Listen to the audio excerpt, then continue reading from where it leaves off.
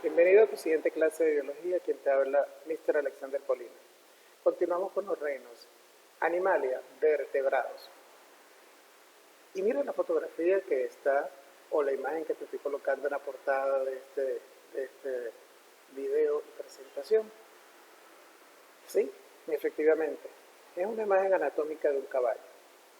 Fíjate en los huesos que te están nombrando. Hay una característica muy común con respecto a nosotros, que somos también de la clase vertebrados. Tenemos un aparato locomotor semejante. Tenemos columna vertebral, ellos también. Ellos tienen una caja torácica conformada de costillas, nosotros también. Y aunque somos anatómicamente diferentes, tenemos ciertas similitudes. Veamos algunas características de los vertebrados. El objetivo de la clase será explicar las características y especies representativas del reino Animalia vertebrados, analizando sus divisiones y características, haciendo mención a algunas de sus especies representativas, valorando la importancia biológica del reino en estudio. Y es que los vertebrados, podemos decir de ellos que tienen la columna vertebral, de allí su nombre. Dota a los animales vertebrados de una organización clara, con cefalización, que permite una concentración de los órganos sensoriales, dando origen al cerebro.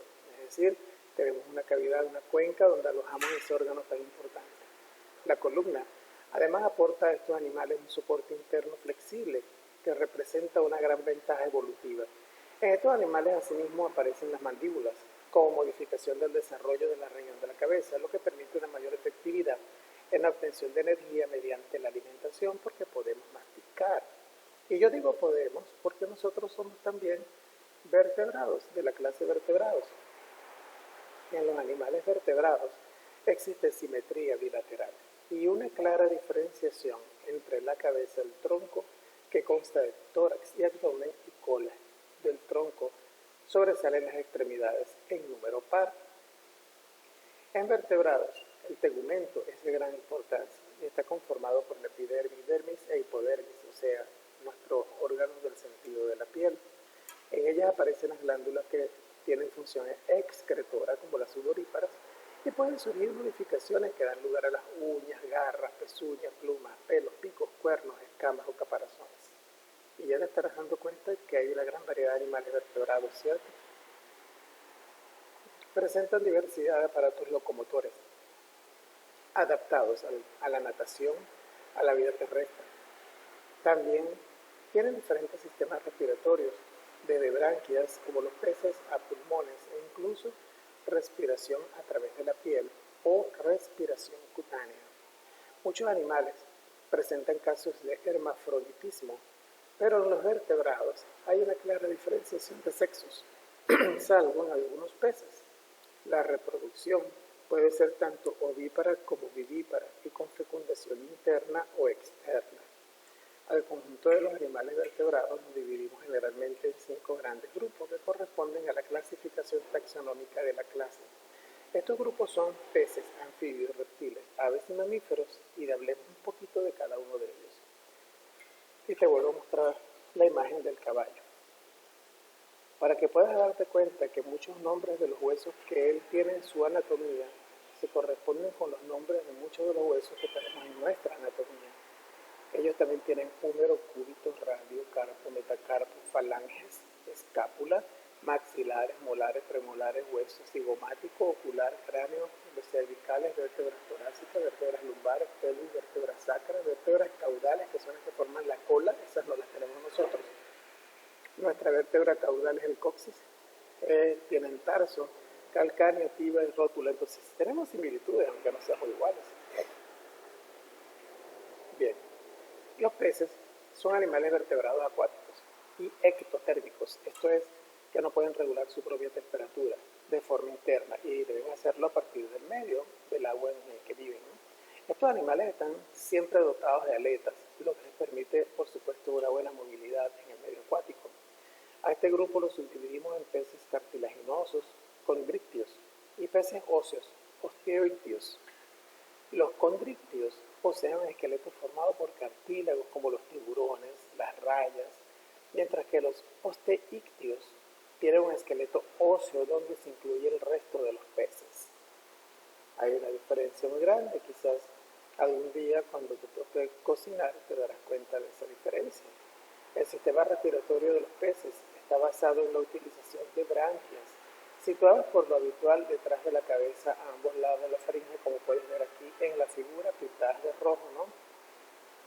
Estas branquias tienen una gran superficie que contiene numerosos capilares y gracias a esto son capaces de realizar un intercambio gaseoso eficiente entre el oxígeno y el dióxido de carbono que se encuentra disuelto en el agua. Tal como nosotros lo encontramos en el aire, ellos lo encuentran disuelto en el agua. Es un órgano especializado que de alguna manera retiene estas concentraciones de oxígeno y él desecha el dióxido de carbono a través de las mismas. Por eso en un agua contaminada los peces no pueden vivir. Y mira la estructura anatómica de un pez. Aquí tenemos las aletas, las dorsales, la blanda, el pedúnculo caudal, que es la parte anterior a la cola, la aleta caudal, la aleta anal, que es la que está situada cerca de la cloaca de ellos, la aleta pelviana, la abertura branquial del opérculo, el ojo. Es una estructura bastante básica de lo que es un pez. Los anfibios son vertebrados ectotérmicos también y se distinguen del resto de los vertebrados por sufrir un cambio durante su desarrollo denominado metamorfosis. Los anfibios presentan por lo tanto un estado larvario totalmente distinto a su forma adulta. En el caso de las ranas y sapos, las larvas, entre lo que nosotros podemos llamar renacuajos, presentan una gran similitud con los peces. Son acuáticos y tienen respiración branquial, mientras que los adultos tienen respiración cutánea o a través de la piel, que es lo que quiere decir, o pulmonar, y son de vida terrestre. Por esto conocemos este grupo como anfibios. Anfi viene de ambos y bios de vida, ambas formas de vida. Eso significa anfibios. Los anfibios representan el paso evolutivo en los animales desde la vida en el agua a la vida terrestre. Sí, se puede decir que es una forma de evolución. Podemos dividir a los anfibios en dos grandes grupos, anuros y urodelos. El nombre anuro siempre va a hacer referencia a que no posee cola, ya que la pierden tras la metamorfosis. Estos anfibios serían los sapos y las ranas. Por otro lado, los urodelos conservan la cola durante todo su ciclo de vida o ciclo vital, como lo quiera llamar, como es el caso de las salamandras y los tritones. Y aquí en la figura te muestro un ciclo de vida del sapo. Los huevos, luego un renacuajo. Esos renacuajos van tomando forma, parecen un pez, tienen una cola, luego pierden la cola y se convierten en adultos, ya están en la vida terrestre y acuática. Los reptiles son un grupo de vertebrados terrestres que se caracterizan por poseer escamas de queratina que cubren la piel. La clasificación taxonómica de los reptiles es bastante compleja y parece que los grupos ya extintos de reptiles están fuertemente emparentados con las aves.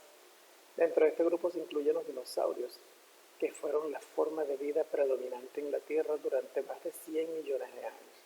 Sin embargo, teniendo en cuenta únicamente a los reptiles que viven en la actualidad, podríamos distinguir 4 grupos claros: las tortugas, los lagartos, las serpientes y los cocodrilos. Y las serpientes se dividen a su vez en diferentes clases. ¿Okay? Acostumbramos a llamar serpientes a todas por igual, pero también sabemos que existe esa división de víboras, serpientes, bueno, en fin. También dependiendo de lo venenosa que estas pueden ser, tienen cierta clasificación. Y en la imagen podemos ver algunas de estas. Las aves son un grupo de animales vertebrados especializados en el vuelo. Son endotermos, diferentes a los anfibios y a los peces. Es decir, son capaces de regular su propia temperatura de forma interna, mientras que aquellos lo hacen en el medio en el que viven. Para facilitar el vuelo, cuentan con huesos huecos y sacos aéreos en el interior de su cuerpo que los hacen muy ligeros. Presentan escamas en sus patas que refuerzan el parentesco con los reptiles, pero el resto de su cuerpo está cubierto por plumas de queratina que actúan como un aislante térmico y además ayudan en el vuelo, ya que permiten adoptar una forma más aerodinámica. Las aves, igual que los anfibios y reptiles y mamíferos, son tetrápodos, es decir, tienen 4 extremidades, pero las extremidades delanteras de las aves están muy modificadas, ya que forman alas, estructuras básicas para el vuelo. Y cualquiera podría decir que no son tetrápodos porque les ves 2 patas, pero las alas vienen a ser el equivalente de los brazos de nosotros. Las alas. Algunas aves no son capaces de volar y pueden ser acuáticas, buceadoras, como los pingüinos, o terrestres corredoras, como las avestruces, por ejemplo. O las mismas gallinas, que ellas saltan y pueden volar de un punto a otro, pero en vuelo muy corto y rápido. Básicamente no podemos decir que vuelen. En cuanto a su reproducción, son ovíparos, con fecundación interna, ¿okay? Su fecundación ocurre dentro. Y en casi todas las especies se ha detectado la existencia de rituales de apareamiento en los que el macho corteja a la hembra de diferentes maneras. Asociado a este comportamiento suele existir un dimorfismo sexual. El macho suele ser diferente a la hembra, con colores más vivos y algunas estructuras llamativas, con las que puede llamar la atención de la hembra. De hecho, existen clases de aves que hasta organizan especies de bailes coreográficos para llamar la atención de una hembra.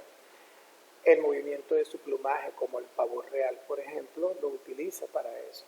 Y aquí en la imagen te muestro dos especies de aves.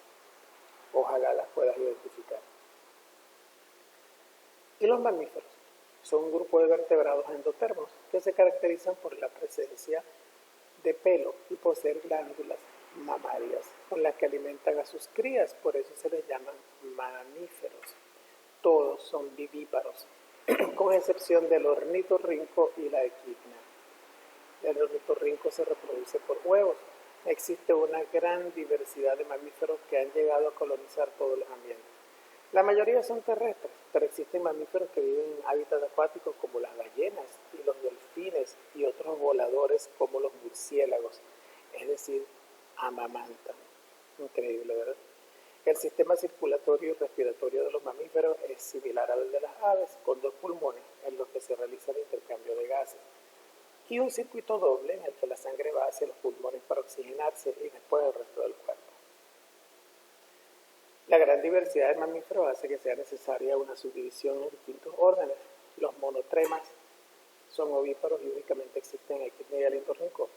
Los marsupiales desarrollan el embrión bajo que termina en la bolsa marsupial después del nacimiento, como el canguro.